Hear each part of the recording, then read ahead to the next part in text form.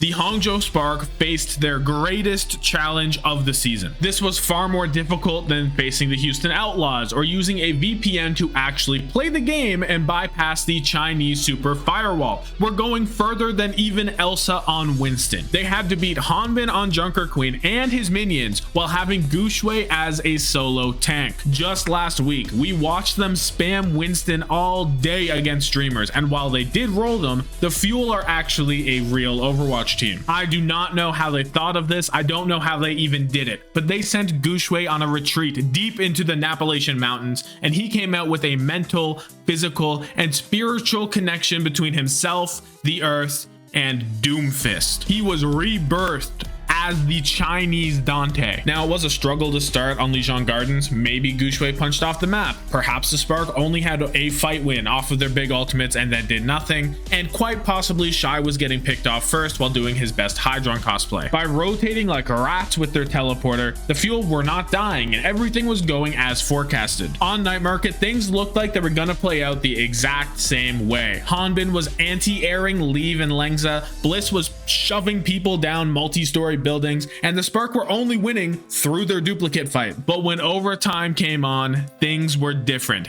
Gushui put on the old Brandito montage music and went to work. All of his cooldowns were getting maximum value. He was punching Hanbin off the map, punching Bliss off the map, ulting on top of Edison, just running over everyone at all times wherever they were. And that was great and all, but what the fuck are you supposed to do when you're staring down the control center corridor at Hanbin on Junker Queen while you're on Doomfist? What's the game plan? They were getting rocked for 50% of the point. Dallas weren't giving them anything, and the Spark's slow Ilyari Bap backline was getting completely trampled over. Even when they flipped the point, it wasn't like they were winning fights. Dallas were just resetting resources and then won the re-engagement. Nothing looked like a big deal. The thing is, because Dallas did that, Hangzhou ended up with 50% on the point without properly winning a fight. Then all of a sudden, Hanbin whiffed a rampage, died, and came back on Diva. Now without Hanbin to lead the charge and get the kills, nothing really gets done, and Dallas just kind of lost. On Midtown, the Doomfist gaming got put on pause, and Pineapple came through to be the full-time Ilyari. His captive son got insane value against the Fuel's comp, and as a result, Hangzhou held out for 2.5 minutes until Dallas ran it down with Simwall and beat. Then the Doomfist gaming resumed, and the Spark held strong on second point.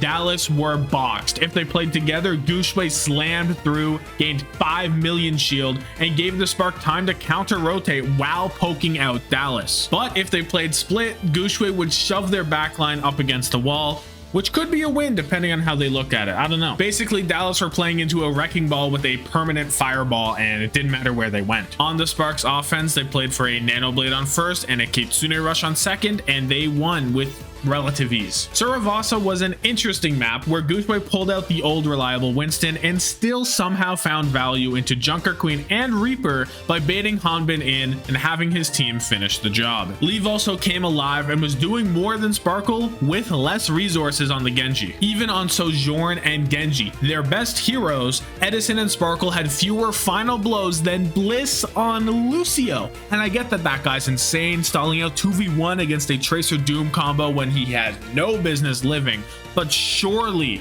we can find some more final blows. Surely. The Hanbin is doing it all narrative is getting kind of old, but performances like this are why it's so real. Yeah, maybe Hanbin did go too deep on multiple rampages, but as a counterpoint, he was finding value and kills with them. So where's the follow through? Why can he rampage on top of the backline, swing on them, kill them, and then come out with a lost fight? The Spark must have been in a lab getting deeply intimate with Hanbin's game all week, because he has never been punished like this. The inevitable rematch between these guys is going to go insane, because now the Fuel have to counter the counter comp, and that's where things get crazy. Hangzhou still has a lot to work on before the rematch next week, because Shy does not look at all comfortable on the Soldier. If they figure out you can just put him on Sojourn and let him cook, they could become a real super threat to everyone they face for the rest of the year.